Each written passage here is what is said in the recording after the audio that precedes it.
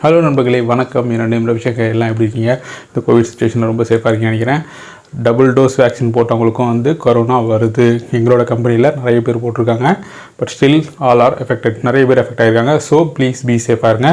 Okay, இன்றைக்கி நம்ம பார்க்க போகிற ஒரு முக்கியமான டாபிக் என்னென்னு பார்த்தீங்கன்னா, இந்த ஹியூமிடிட்டி பேஸ் பண்ணி ஒரு டாபிக் தான். இந்த ஃபார்மா இண்டஸ்ட்ரீஸ், ஃபுட் இண்டஸ்ட்ரீஸில் இங்கெல்லாம் பார்த்தீங்கன்னு வச்சுக்கோங்கன்னா, இந்த ஹியூமிடிட்டியை மெயின்டைன் பண்ணுறது தான் ஒரு முக்கியமான ஒரு பேராமீட்டராக இருக்கும். அவங்களுக்கு ஒரு கீ பாயிண்ட்டாக இருக்கும். ஸோ அது எப்படி மெயின்டைன் பண்ணுறாங்க, எப்படி மெயின்டைன் பண்ணணும் அப்படின்றது நான் சொல்ல போகிறேன். ஓகே, அதுக்கு முன்னாடி என்னோடய சேனல் சப்ஸ்கிரைப் பண்ணாமல் இருந்தால் கண்டிப்பாக சப்ஸ்கிரைப் பண்ணுங்கள், லைக் பண்ணி ஷேர் பண்ணுங்கள், கமெண்ட் பாக்ஸில் கமெண்ட்ஸ் பண்ணுங்கள். டாப்பிக்குள்ள வந்துடலாம். Okay, humidity. இப்போ இந்த ஹியூமிடிட்டி அப்படின்னாலே நீங்கள் நமக்கு ஆல்ரெடி நான் ஒரு வீடியோ போட்டிருப்பேன். It's a basic of humidity எப்படி மெயின்டைன் பண்ணுறாங்கிறது. இப்போ நான் சொல்ல போகிறது இட்ஸ் கொஞ்சம் டீட்டெயில் ஸ்டடி. ஓகேங்களா? இப்போது ஹியூமிடிட்டி அப்படின்னா என்ன? நார்மலாக amount of water vapour present in the air. ஒரு certain amount of water vapour நம்மளோட ஏரில் வேப்பர் அப்படின்ற ஒரு கான்செப்டில் இருக்கும். லிக்விட்லேருந்து வேப்பர் ஸ்டேஜில் அங்கே ஃபுல்லாக அக்யூமுலேட் ஆகிருக்கும். அதுதான் ஒரு ஹியூமிடிட்டின்னு சொல்லுவோம். நார்மலாக ஹியூமிடிட்டி அப்படின்னாலே 100% அப்படின்னு சொல்லுவோம். ஓகே, 100%. ஓகே, அப்போது ரிலேட்டிவ் ஹியூமிடிட்டின்னு சொல்லுவாங்க, RH. எல்லா இடத்துலையும் பார்த்தீங்கன்னா கம்பெனியில் முக்கியமாக மெயின்டைன் பண்ணக்கூடிய விஷயம் RH மீன்ஸ் ரிலேட்டிவ் ஹியூமிடிட்டி. எதை ரிலேட்டிவாக பண்ணுது அப்படின்னு பார்த்தீங்கன்னா டெம்பரேச்சர். ஓகே, இதை முக்கியம். ஓகே, இப்போ நார்மலாக ஒரு 100% ஹியூமிடிட்டி அப்படின்னு சொன்னால் ஒரு சர்டைன் அமௌண்ட் ஆஃப் வால்யூமில் சர்டைன் ப்ரெஷரில் ஒரு சப்போஸ் ஒரு 1 லிட்டர் ஆஃப் வாட்டர் அப்படின்னு வச்சுக்கோங்களேன், அது வேப்பரைஸ் ஆகி உங்களுக்கு ஹியூமிடிட்டியாக உங்களுக்கு மாய்ஸ்சராக இருக்கும். ஓகே, ரிலேட்டிவ் ஹியூமிடிட்டின்னு சொல்லும்போது அது டெம்பரேச்சரை பேஸ் பண்ணி இட் வில் வேரி. ஓகே, 100%, 50%, 40%, 20% அப்படின்னு சொல்லுவாங்க. ஓகே, ஹியூமிடிட்டின்றது it's amount of water vapour present in the air at some certain temperature and volume. அதே மாதிரி ரிலேட்டிவ் ஹியூமிடிட்டி அப்படின்போது based on the temperature difference, temperature vary ஆக, ப்ரெஷர் வேரி ஆகும்போது இந்த relative ஹியூமிடிட்டின்றது கொஞ்சம் கொஞ்சமாக மாறும். RH. இந்த RH அப்படின்றது முக்கியமாக இந்த ஃபுட் இண்டஸ்ட்ரீஸ், அதே மாதிரி ஃபார்மா இண்டஸ்ட்ரீஸ், அதே மாதிரி பார்த்திங்கன்னா நிறைய டயர் இண்டஸ்ட்ரீஸ், நிறைய இடத்துல இந்த ஹியூமிடிட்டியை மெயின்டைன் பண்ணணும். Because of product contaminations. அதே மாதிரி இந்த ஃபங்கஸ் பிடிக்கும் அப்படின்னு சொல்லுவாங்க தெரியுமா, அந்த ஃபங்கஸ் கான்செப்டுக்காக. அதே மாதிரி அந்த ப்ராடக்ட் வித்தின் த ஹியூமிடிட்டி ரேஞ்சில் இருந்ததுன்னா அந்த ஆல்கே ஃபார்மேஷன்ஸ், இந்த fungus formations, bacterial microbiological growth இருக்காது. ஸோ அது ஹியூமிடிட்டி ரேஷியோ கம்மி பண்ணணும். இதே ஒரு டயர் இண்டஸ்ட்ரி எடுத்துக்கிட்டிங்கன்னு வச்சுக்கோங்களேன், லேப்பிங்னு சொல்லுவாங்க. ஓகே, ஒரு லேயர்லேருந்து இன்னொரு லேயர் லேப் பண்ணும்போது மாய்ச்சர் இருந்துன்னா அந்த ரப்பர் ஒட்டாது, அதுக்காக யூஸ் பண்ணுவாங்க. அதுவே ஃபுட் இண்டஸ்ட்ரி அப்படின்னா சேம். ஃபுட் இண்டஸ்ட்ரி ஹியூமிடிட்டி கீழே மெயின்டைன் பண்ணும்போது நீங்கள் நார்மலாக காஃபி பவுடர்லாம் பாருங்கள், ஒரு பேக்கில் அந்த பவுடர் இருந்ததுன்னா ஒரு பவுடர் தன்மையாகவே இருக்கும். அதை எடுத்து நீங்கள் வெளியே கொட்டி வச்சு பாருங்கள், it will absorb moisture and வெட்டாக மாறிடும். So that kind of thing இருக்கக்கூடாது அப்படின்றதுக்காக தான் இந்த RH மெயின்டைன் பண்ண சொல்லுவாங்க.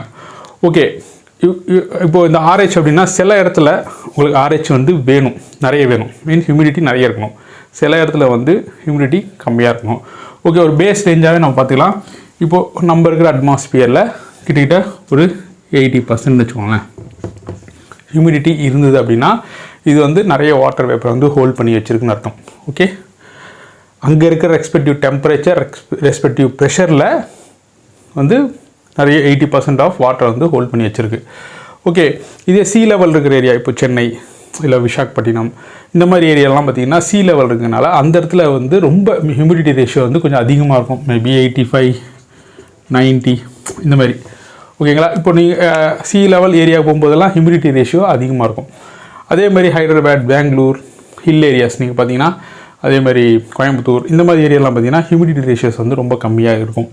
ஓகே, இப்போ பேஸ் ரேஞ்ச் நமக்கு தேவையான ரேஞ்ச் அப்படின்னு பார்த்தீங்கன்னா ஹியூமன் கம்ஃபர்ட் ரேஞ்ச் 60%. 60% இருந்துன்னா நம்ம ஹியூமன் ஓரளவுக்கு கம்ஃபர்ட்டாக இருப்பாங்க அப்படின்ற மாதிரி சொல்லியிருக்காங்க ஹெல்த் ஆர்கனைசேஷன்.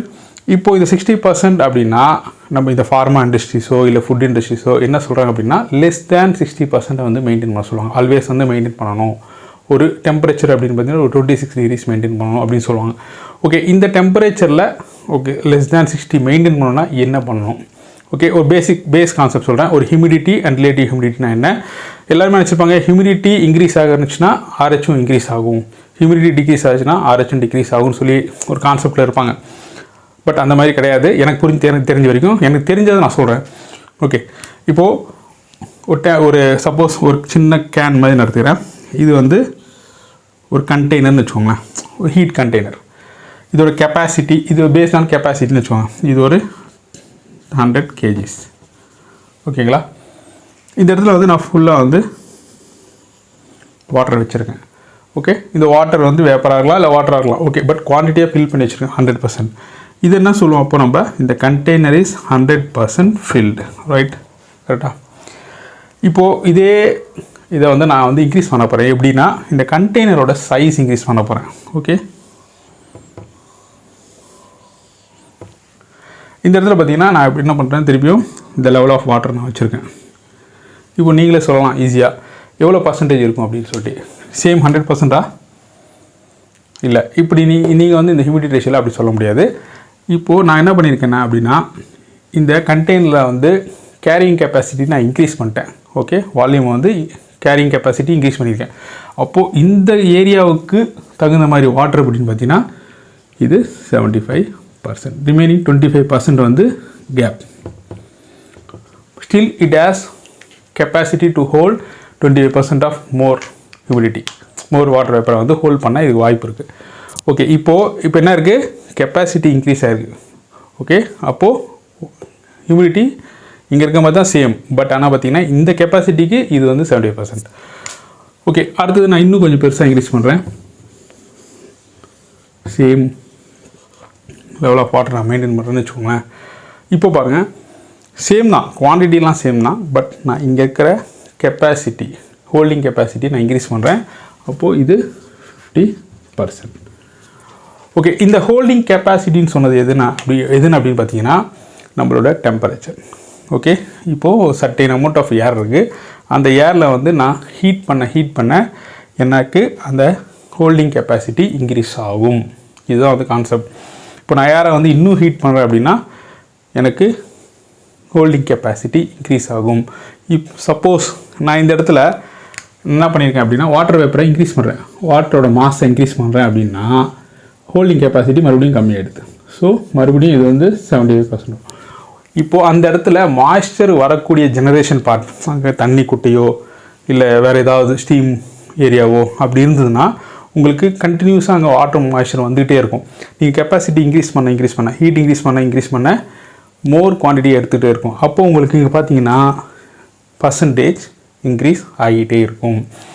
இப்போது அதுவே அந்த இடத்துல உங்களுக்கு வாட்டர் கண்டென்ட் இல்லை, ஒரு சர்டைன் அமௌண்ட் தான் இருக்குது, அது வந்து இன்க்ரீஸ் ஆகாது அப்படின்னும் போது உங்களுக்கு பர்சன்டேஜ் வந்து கம்மியாக தெரியும். சரிங்களா? Capacity increase, holding capacity increase ஆகும், பட் இந்த வாட்டர் கண்டென்ட் வந்து சேமாக இருக்கும்.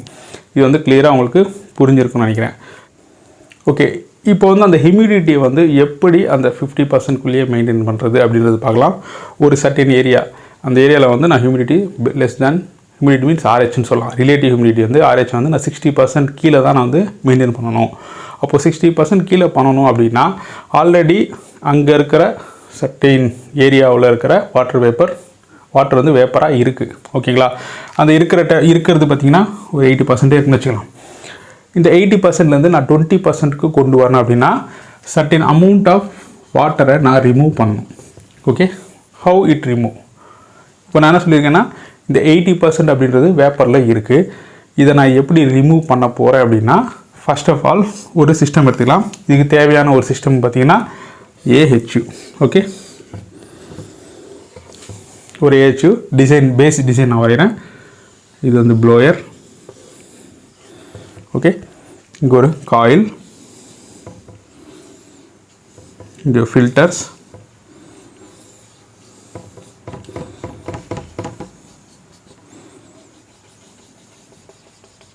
ஓகே. இது வந்து என்ன பண்ணியிருப்பாங்கன்னா ஃபர்ஸ்ட் ஆஃப் ஆல் இது கூலிங் காயில்.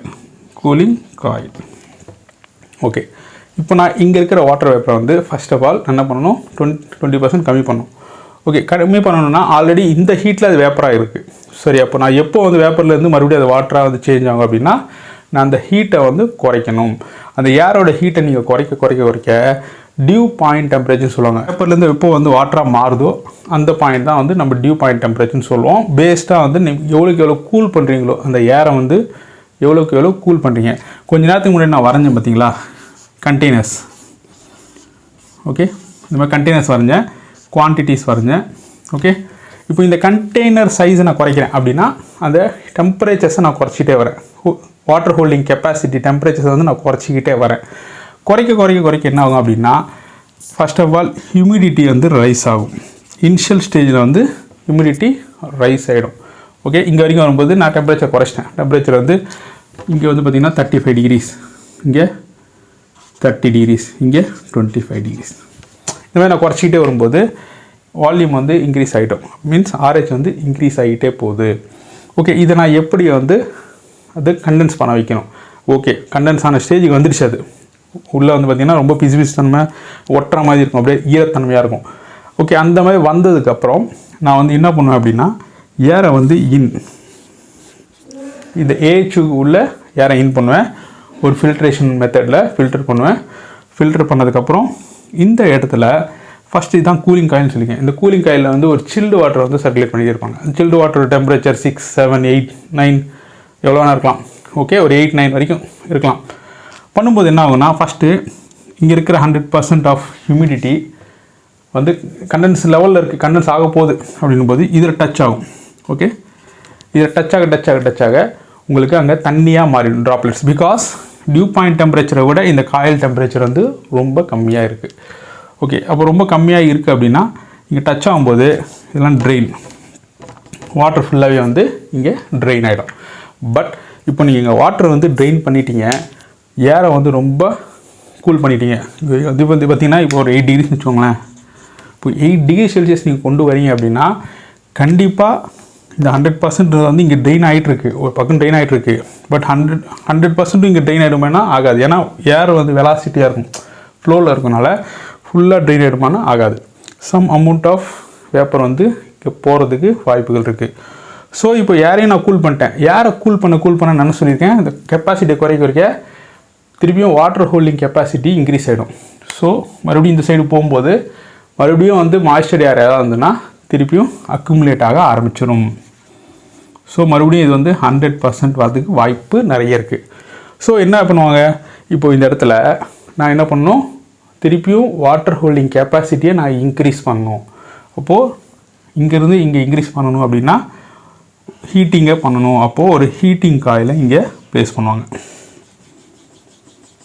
ஓகே, இப்போ நான் ஹீட்டிங் காயில் கொடுத்தேன்னா இங்கே ஆல்ரெடி இந்த வால்யூமை நான் குறைச்சிட்டேன். இங்கே இருக்கிற வால்யூம் 100% இருந்ததை நான் இதில் ட்ரெயின் பண்ணிட்டேன். இதில் பட்டு கண்டென்சேட் ஆகி ஃபுல்லாக போயிடுச்சு. ஃபுல்லாக போகுது, ஒரு 50% இல்லை 60% வந்துடுச்சு. ஓகே, அதுக்கப்புறம் நான் என்ன பண்ணணும் அப்படின்னா ஹியூமிடிட்டி ரைஸ் ஆகக்கூடாது. இன்கேஸ் இந்த டெம்பரேச்சர் வந்து மறுபடியும் உள்ளே போனப்போ மறுபடியும் அங்கே இருக்கிற ஹியூமிடிட்டி வந்து இதில் ரைஸ் ஆகக்கூடாது பர்சன்டேஜ். ஸோ நான் என்ன பண்ணுறேன் அப்படின்னா இந்த ஏரை மறுபடியும் இங்கே ஹீட் பண்ணுறேன். ஓகே, ஹீட் ஆக என்ன ஆகுது, மறுபடியும் இந்த கெப்பாசிட்டி இன்க்ரீஸ் ஆகுது. வாட்டர் ஹோல்டிங் கெப்பாசிட்டி எனக்கு இன்க்ரீஸ் ஆகுது. பார்த்தீங்களா, இங்கே 100%, 70%, 100, 70, இங்கே வரும்போது 50. ஓகே, இப்போ நான் இன்க்ரீஸ் பண்ணும்போது எனக்கு இன்னும் சம் அமௌண்ட் ஆஃப் ஏரியா இருக்குது வாட்டர் ஹோல்டிங்கு. எனக்கு இந்த இடத்துல வந்து இந்த இருக்கிற குவான்டிட்டி ஆஃப் வாட்டர் வேப்பர் வந்து உங்களுக்கு உள்ளேயே வந்து வேப்பரைஸ் ஆனாலும் சரி, ஹியூமிடிட்டி பர்சன்டேஜ் அப்படின்றது வந்து ஏறாது. ஓகே, ஸோ அதனால தான் வந்து இங்கே என்ன பண்ணுவாங்கன்னா ஹீட் பண்ணி, ஏன்னா இந்த இடத்துல 8 டிகிரிஸ், அப்போது ஏர் கூட வந்து கிட்டத்தட்ட 8 டிகிரிஸில் தான் இருக்கும். ஓகே, இங்கேருந்து தள்ளி போகும்போது ஹீட்டில் பட்டோன்னே அந்த ஹீட்டிங் டெம்பரேச்சர் வந்து அட்லீஸ்ட் ஒரு 24 டிகிரி 25 டிகிரி நம்ம மெயின்டைன் பண்ணுவோம். அந்த டெம்பரேச்சர் ஆஃப் ஏர் வந்து இங்கே 25 degree Celsius with RH 50%. Okay, இப்படி தான் வந்து அந்த ஏரியாவில் இருக்கிற ஹியூமிடிட்டியை வந்து மெயின்டைன் பண்ணுவாங்க. This is the only method. ஓகேங்களா, இதான் வந்து best method of humidity control பண்ணுற மெத்தட். அதுக்காக தான் இந்த இடத்துல 2 காயில் கொடுத்துருப்பாங்க. இந்த கான்செப்டை மட்டும் நீங்கள் கரெக்டாக புரிஞ்சுக்கிட்டிங்கன்னா உங்களுக்கு எப்படி வந்து RH மெயின்டைன் பண்ணுறாங்க அப்படின்றது உங்களுக்கு கிளியராக புரியும். ஏரை கூல் பண்ணுறதுனால மட்டும் உங்களுக்கு ஹியூமிடிட்டி கம்மியாகிடும்னு நினைக்காதீங்க. ஏரை கூல் பண்ண ஹியூமிடிட்டி ரைஸ் ஆகும். அது வந்து எங்கேயாவது ஒரு இடத்துல டச் பண்ணி நம்ம அதை கண்டென்சேட் பண்ண வச்சா மட்டும்தான் இது கண்டென்சேட் பண்ணலாம். மழை வருது பார்த்திங்களா, அதே மாதிரி தான் இங்கே ஏர் வந்து இந்த கோயில்கள் தொடும்போது அங்கே கண்டென்சேட் ஆகி எல்லா வாட்டரும் வந்து ட்ரெயின் ஆகிடும். மேக்ஸிமம் வாட்டர் வந்து ட்ரெயின் ஆகிடும். 100%னா ஒரு 50% ட்ரெயின் ஆகிடும்.